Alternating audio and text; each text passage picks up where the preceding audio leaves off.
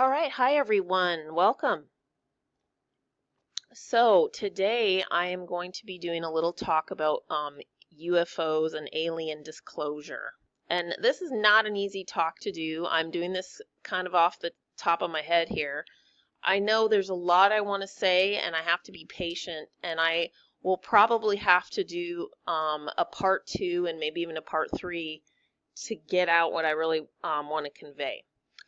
So it's going to go slow, and I know that a lot of people have, their own belief systems about this. A lot of people have come to very hard conclusions about the whole alien and extraterrestrial issue. And a lot of those people have zero experience, actually most people, and a lot of those people have limited research. And so I want to just convey to people that I do try to maintain a really elastic mind about all of this, because there's way more that is unknown than is known. And I certainly could be wrong about any of it. I'm not so much invested in being right as I am invested in the unfolding of the truth for my own process. And so, some of this is just my opinion and conjecture. Some of it is based upon my experience. Some of it is just common sense observation. And you have to come to your own conclusions and all that. So, feel free to disagree with me about any of this. But if you get all angry and emotionally charged about this, don't even bother, because, when people are in that state of mind, they're not listening fully anyway. They're not able to discern intellectually. And I find a lot of people really put their emotions first about all these kind of subjects. And a lot of that comes from victim mentality. A lot of it just comes from the fact that y'all love your fear porn, and y'all love to get online and get riled up about stuff you don't really even know the full extent of. And so I just find this whole subject, I haven't really bothered with it for a few years, because we have a climate on the internet, and especially on YouTube, I've noticed, where it seems like the stupider the conspiracy theory, the more support it gets in a lot of cases. And I find it disturbing that, certain folks have been, some of them deliberately deceptive, and, they've been able to convince tens of thousands, if not more, that the earth is flat. And like, when I saw the flat earth movement come along, I had to really take pause and stand back and be like, what's really going on here? Because it seems like a lot of people have an escapist mentality anyway about this kind of stuff and about life in general, and the internet provides that. And so when you have this really, really loud minority of people, and you have these people who are very much overzealous and aggressive about their stance on things, it really dumbs down the discourse. So I just don't bother. And today I'm only doing this because I'd like to just, state where I'm at and what I think about this right now. I have no intention of editing this video right here, this little talk. So it's going to be a little all over the place. I might be, in part 2, having to clarify what I was trying to say in this. You know what I'm saying? You understand. So, okay. First of all, I think that when I first made my gray alien talks, there's 2 videos that I did on my original Queen Bee Nightly channel, which is connected to this channel. It's still up. And they were called Unblinking Gray Aliens. And I just wanted to talk about and relay my story about what my perceptions were and what had happened to me. And I obviously, again, was being cautious. People should totally take me with a grain of salt. And the response was not that bad. Most people didn't bother to try to bombard me with their opinions about it, because I was pretty open about the fact that I'm just, I'm still always exploring about this. And a lot has happened in 5 years, a lot. One thing that has definitely happened is I've fully confirmed that something is definitely going on with me. And, my husband, who was always, he gave me the benefit of the doubt, but he was skeptical about whether or not I was having some delusional things go on. He's been witness to certain instances, and he now agrees something's definitely going on, something definitely real is going on. And of course, as I said in those older videos, I've always questioned, am I some kind of lab rat? And like, why would they invest so much time and energy into convincing me? Because it seems like a waste. I'm not getting a wide audience about this stuff. So I don't know how to convey to people all the details in one video, but I want you to know where I'm at right now. I am fairly certain that aliens are real. What we would call, folks who are not from our planet. And, that's just based upon all my experience and all my research. It's where I'm at now. So that's where I'm coming from on this. And when I made those talks 5 years ago, my position on the whole alien disclosure thing is I wanted it to happen. Now, let me just back up here and let you all know, I don't agree with Stephen Greer. I think that Stephen Greer is COINTELPRO. I made a video on that very same channel, another long, it was a long, stupid video where I criticized Stephen Greer. And, but I left it up because, I think I made some good points about Greer's position, and y'all are welcome to look into that, but I don't want to discuss him today. But I do know that a lot of people, if so-called disclosure happens, Stephen Greer will be at the forefront of it because he's been the face of the disclosure movement for over 20 years. And he's the one who got, into the whole testimony of military officials and things like that. And personally, I just think, after observing Greer for 20 plus years, he don't add up, and there's all kinds of issues there. You have to use your discernment about all of that. Some of the things Stephen Greer says are right. And, if you study the way that COINTELPRO operates and the way that these psychological operations, some of them are very long term. And then you also have things like Project Bluebeam, and that's been around for a long time, and anybody with any real discernment can probably see that Project Bluebeam it's probably a psyop within a psyop.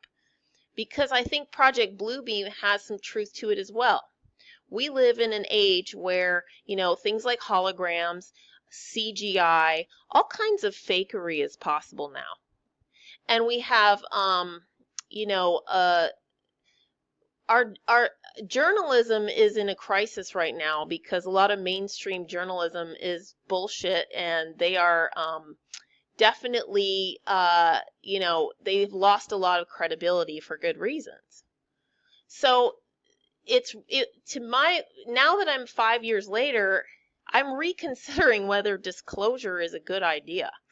And I really looked inside myself at what my motivations were back then for even wanting disclosure. And I have to admit, I was motivated by the desire to say, I told you so, to my family and acquaintances who have made fun of me and tried to shut me up about this.